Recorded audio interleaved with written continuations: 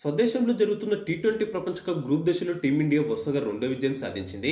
Hardik Pandya all round షోకు తోడు ఇషాన్ కిషన్ ఊచకోత కోశాడు. తన స్పిన్ మాయాజాలంతో వరుణ్ చక్రవర్తి చెలరేగాడు.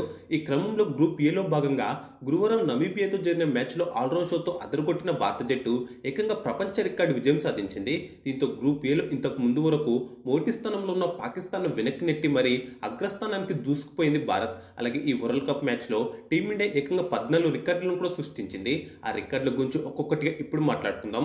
మొదటి రికార్డు ఏంటంటే, ఈ మ్యాచ్తోనే సంజు శాంసన్ టీ20 ప్రపంచ కప్లో డెబ్యూ చేశాడు.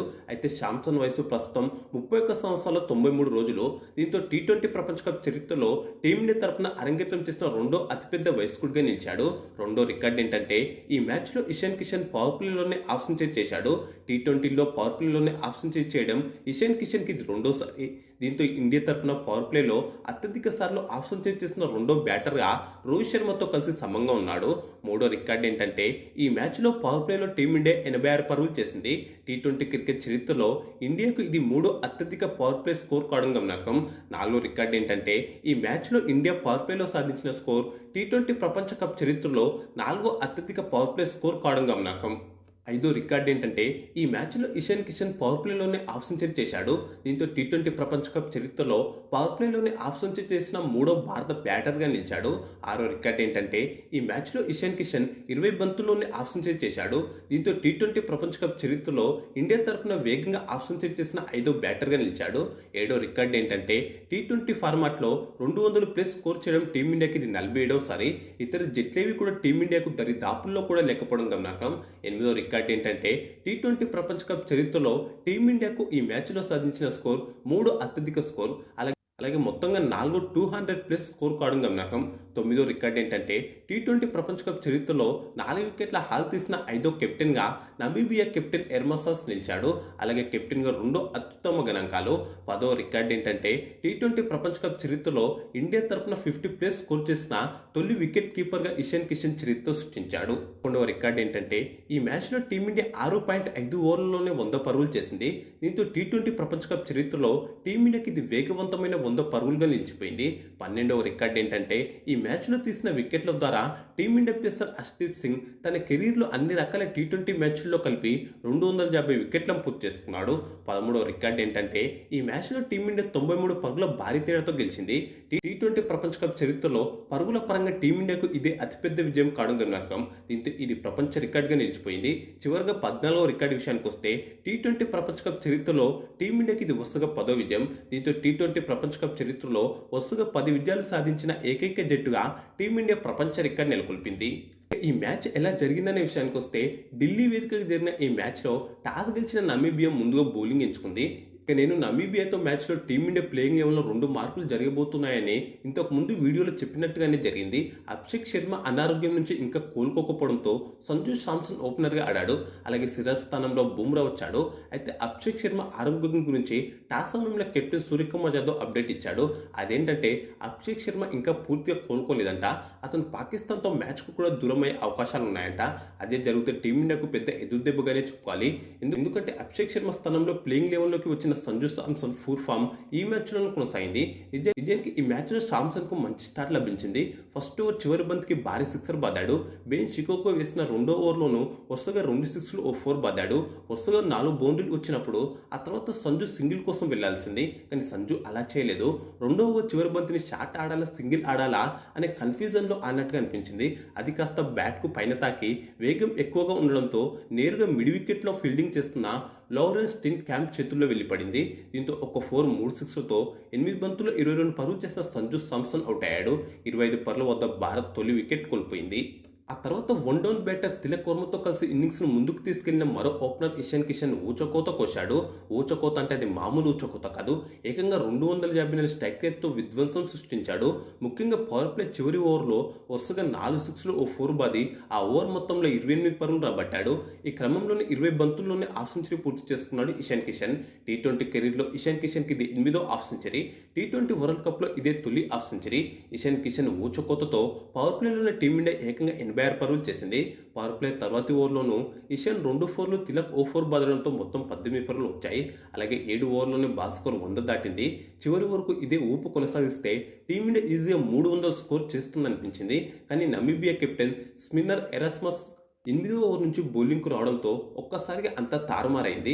కాస్త సైడ్కు వంగి సైడ్ నుంచి ఎరాస్మస్ వేసిన బంతులు ఆడడానికి మన బ్యాటర్లంతా చాలా ఇబ్బంది పడ్డారు. దీనికి తోడు అతను దాదాపు ఎంపైర్ దగ్గర నుంచి బంతులు వేయడం వల్ల కూడా మన బ్యాటర్లకు ఇబ్బందులు ఎదురయ్యాయి. అలాగే ఇతర స్పిన్నర్లను ఎదుర్కోవడానికి కూడా ఇబ్బంది పడ్డారు మన బ్యాటర్లు.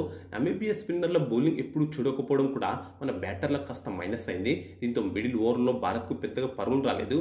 ఇది నుంచి 12వ ఓవర్ వరకు అంటే 5 ఓవర్లో 20 పరుగులు మాత్రమే చేసి 3 వికెట్లు కోల్పోయింది టీమిండియా. ఇషాన్ కిషన్ ఊచకోతకు 8వ ఓవర్ మోటీ బంత్కే అంటే తాను వేసిన మోటీ బంత్కి బ్రేక్ వేశాడు ఎరాస్మస్. ఫుల్ ఆడేందుకు ప్రయత్నించిన ఇషాన్ కిషన్ డీప్ మిడ్ వికెట్లో బెన్ షికాంగ్కు దొరికిపోయాడు.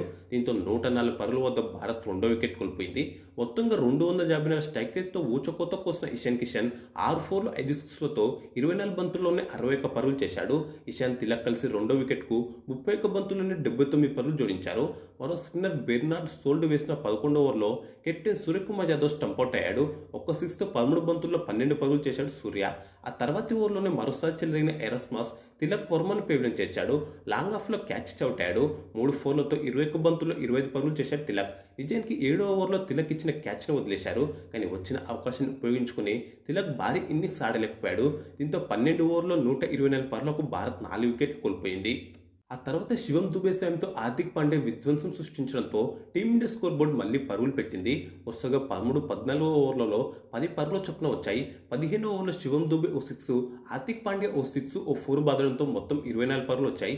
16వ ఓవర్లో వరుసగా ఓ 6, 2 4లు బాదాడు హార్దిక్. దీంతో టీమిండియా స్కోర్ 16 ఓవర్లలోనే 184కు చేరుకుంది. ఈ 4 ఓవర్లలోనే టీమిండియాకు 60 పరుగులు వచ్చాయి. కానీ 17వ ఓవర్ నుంచి అంటే డెత్ ఓవర్లో మళ్ళీ కంబ్యాక్ ఇచ్చారు నమీబియా బౌలర్లు. వరుసగా యార్కర్లు వేసి పరుగులను రాకుండా కట్టడి చేయడంతో పాటు వికెట్లు కూడా తీశారు. ఈ క్రమంలోనే ఎరాస్మస్ వేసిన 19వ ఓవర్ మోటీ బంత్కి 6 బాది 27 బంతుల్లో హాఫ్ సెంచరీ పూర్తి చేసుకున్నాడు Hardik Pandya. T20 world cup చరిత్రలో హార్దిక్ ఇది 3వ హాఫ్ సెంచరీ. టీ20 కెరీర్లో 8వది. కానీ ఆ తర్వాతి బంత్కే బౌండరీ లైన్ వద్ద లైచర్ అద్భుత ఫీల్డింగ్తో అవుట్ అయ్యాడు. దీంతో 205 పరుగులకు భారత్ సగం వికెట్ కోల్పోయింది. హార్దిక్, దూబే కలిసి 5వ వికెట్కు 39 బంతుల్లోనే 81 పరుగులు జోడించారు. 185 స్ట్రైక్ రేట్తో 4 4లు, 4 6లతో 28 బంతుల్లోనే 52 పరుగులు చేశాడు హార్దిక్ పాండ్యా. ఒక్క 6, ఒక 4తో 16 బంతుల్లో 23 పరుగులు చేసిన శివం దూబే అదే ఓవర్లో రన్అట్ అయ్యాడు. అలాగే Axar Patel golden duck out అయ్యాడు. దీంతో ఒక్కసారిగా టీమిండియా ఫ్యాన్స్ షాక్ అయ్యారు. ఒక్క 19వ ఓవర్లోనే టీమిండియా 3 వికెట్ కోల్పోయింది. అలాగే చివరి ఓవర్లోనే 3 పరుగులు చేసి 2 వికెట్ కోల్పోయింది టీమిండియా. రింకు సింగ్ ఒక్క పరుగుకు అవుట్ కాగా 2 పరుగులు చేసిన హర్దీప్ సింగ్ చివరి బంతికి రన్అట్ అయ్యాడు. దీంతో చివరి 10 బంతుల్లో 4 పరుగులు మాత్రమే చేసిన టీమిండియా ఏకంగా 5 వికెట్లు కోల్పోయింది. చివరి 4 ఓవర్లో 25 పరుగులు మాత్రమే ఇచ్చింది నమీబియా. మొత్తంగా నిర్ణీత 20 ఓవర్లో భారత జట్టు 9 వికెట్ల నష్టానికి 209 పరుగులు చేసింది. నమీబియా కెప్టెన్ ఎరాస్మస్ 4 ఓవర్లో 20 పరుగులు మాత్రమే ఇచ్చి ఏకంగా 4 వికెట్లతో చెలరేగాడు. షికాంగో, స్మిత్, బెర్నార్డ్ తల వికెట్ తీశారు. మొత్తంగా మిడిల్ డెత్ ఓవర్లో నమీబియా బాగా బౌలింగ్ చేసింది. 210 పరుగుల భారీ లక్ష్యంతో బరిలోకి దిగిన నమీబియా జట్టు ఏ దశలోనూ గెలిచేలా కనిపించలేదు. భారత బౌలర్ల దెబ్బకు ఆరంభం నుంచి పెవిలియన్కు పరుగులు పెట్టారు నమీబియా బ్యాటర్లు. హర్దీప్ సింగ్ వేసిన 4వ ఓవర్ నుంచి మొదలైన నమీబియా వికెట్ల పతనం శివం దూబే వేసిన 19వ ఓవర్లో ఆల్అవుట్ అయ్యే వరకు ఆగలేదు. 15 బంతుల్లో 22 పరుగులు చేసిన ఓపెనర్ జాన్ ఫ్రైలింగ్ను 4వ ఓవర్లో హర్దీప్ సింగ్ పేవిలియన్ చేర్చాడు. పవర్ ప్లేలో వికెట్ నష్టానికి 57 పరుగులు చేసిన నమీబియా. పవర్ ప్లే తర్వాత భారత బౌలర్లు చెలరేగారు. ముఖ్య స్పిన్నర్ వరుణ్ చక్రవర్తి గట్టి దెబ్బ తీశాడు. వరుసగా తన 2 ఓవర్లలో 3 కీలకమైన వికెట్ తీశాడు. 29 పరుగులు చేసిన లారెన్ స్టీన్ క్యాంప్ను, 13 పరుగులు చేసిన జాన్ నికోల్ను, జేజే స్మిత్ను డకౌట్ చేశాడు. ఆ వెంటనే 18 పరుగులు చేసిన ఎర్మాస్ను అక్షర్ పటేల్ పేవిలియన్ చేశాడు. దీంతో 88 పరుగులకి నమీబియా సగం వికెట్ కోల్పోయింది. ఆ తర్వాత 5 పరుగులు చేసిన క్రుగర్ను అక్షర్ పటేల్, 6 పరుగులు చేసిన రూబెన్ను బూమ్రా, 4 పరుగులు చేసిన బెర్నార్డ్ షికాంగోను డకౌట్ చేశాడు హార్దిక్. 11 పరుగులు చేసిన గ్రీన్ శివం దుబే చివరి వికెట్గా పేవిలియన్ చేర్చాడు. దీంతో 18.2 ఓవర్లలో 116 పరుగులకు నమీబియా కుప్పకూలింది. ఈ మ్యాచ్లో 93 పరుగుల భారీ తేడాతో టీమిండియా ఘన విజయం సాధించింది. భారత బౌలర్లో వరుణ్ చక్రవర్తిని 3 వికెట్లతో చెలరేగాడు. అక్షర్ పటేల్, హార్దిక్ పాండ్యా 2 వికెట్ తీశారు. హర్దీప్ సింగ్, జస్ప్రీత్ బుమ్రా, శివం దుబే తల వికెట్ తీశారు. పాటు బుమ్రా ఓ అద్భుతమైన క్యాచ్ కూడా తీసుకున్నాడు. ఆల్రౌండ్ షోతో అదరగొట్టిన హార్దిక్ పాండ్యాకు ప్లేయర్ ఆఫ్ ది మ్యాచ్ దక్కింది. ఇక ఈ వీడియోకు లైక్, కామెంట్, షేర్ చేసి ఛానల్ను సబ్స్క్రైబ్ చేసుకోండి.